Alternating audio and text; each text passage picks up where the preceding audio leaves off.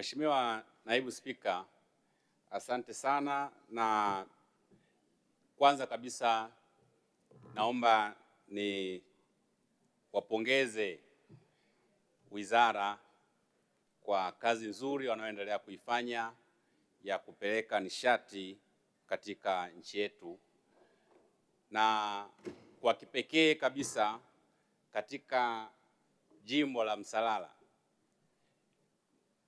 kwa mradi wa vitongoji waliotupelekea. Katika vitongoji 392 tunakwenda kufikia vitongoji 254. Lakini isitoshe tu kwamba kwa sababu ya kusogeza huduma na kuwahudumia wananchi kwa haraka zaidi, tunashukuru tumepokea magari mawili mapya, lori moja na gari ndogo. Asanteni sana, na kwa niaba ya wananchi wa jimbo la Msalala tunawashukuru sana, tunawapongeza sana. Lakini tunamshukuru zaidi Mheshimiwa Rais wa Jamhuri ya Muungano wa Tanzania, kwani alivyotembelea katika wilaya ya Kahama, tulimuomba atupelekee umeme wa uhakika kwa wachimbaji wadogo wadogo, ambapo kwa kweli tunatumia gharama kubwa sana kwa kuzalisha dhahabu kutumia mafuta. Kwa maana sehemu ambayo tulitakiwa tufunge winchi ya umeme, tunafunga injini ya pikipiki. Kwa hiyo niwaombe wizara, kwa mradi huu unaoendelea, tuendelee kuharakisha kufikisha huduma kwa wachimbaji wetu wadogo wadogo.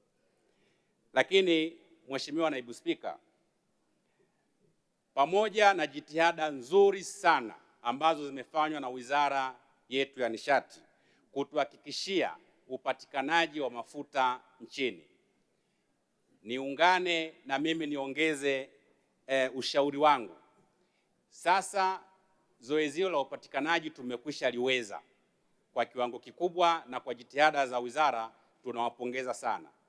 Lakini yapo mambo ambayo yako ndani ya uwezo wetu kama taifa. Swala la usafirishaji, niombe Wizara ya Nishati pamoja na Wizara ya Uchukuzi, tunalo shirika letu la reli ambalo kwa kiasi kikubwa miundombinu ya reli ipo, lakini na pia na matenki ya kutunza mafuta yaliyounganishwa na miundombinu ya reli tayari yapo. Sehemu ya kupakilia bandarini tayari matenki yapo na miundombinu ipo. Ukifika pale kwetu Isaka, bandari kavu, tayari matenki ya kutunza mafuta yapo na yana siding rail tayari, ambapo kwa kiasi kikubwa tukitumia miundombinu ya reli kusafirisha mafuta yataenda kupunguza bei ya mafuta kwa kiasi kikubwa, hasa katika kanda ya Ziwa. Kwa maana gani? Lakini pia tutasaidia mafuta yanayoweza kwenda nchi za jirani, badala ya maroli kwenda Dar es Salaam yakaishia Isaka.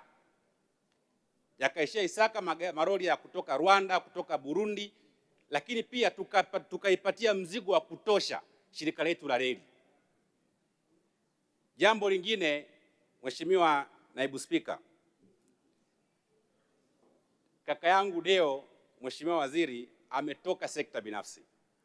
Tunayo makampuni madogo madogo ya ujenzi katika shirika letu la TANESCO.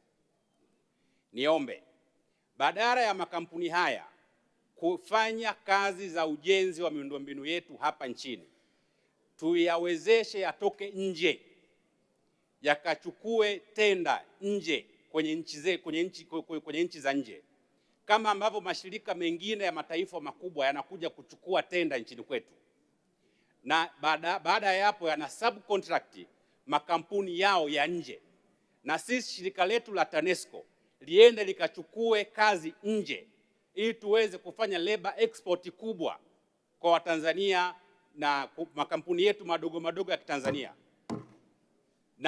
na kuweza kuingiza mapato na fedha za kigeni katika taifa letu. Mheshimiwa Naibu Spika, baada ya kusema hayo, mimi kwa niaba ya wananchi wa Msalala naridhika na wizara hii ya TANESCO kwa kiwango hiki ambacho wameweza kujikomiti kwa 97% kupeleka pesa kwenye miradi ya maendeleo. Naamini mapendekezo haya ya mageuzi makubwa ambayo tumeweza kuyatoa waheshimiwa wabunge watakwenda kuyafanyia kazi kwa kiwango cha 97% pia. Baada ya kusema hayo, Mheshimiwa Naibu Spika, nashukuru sana, naunga mkono hoja.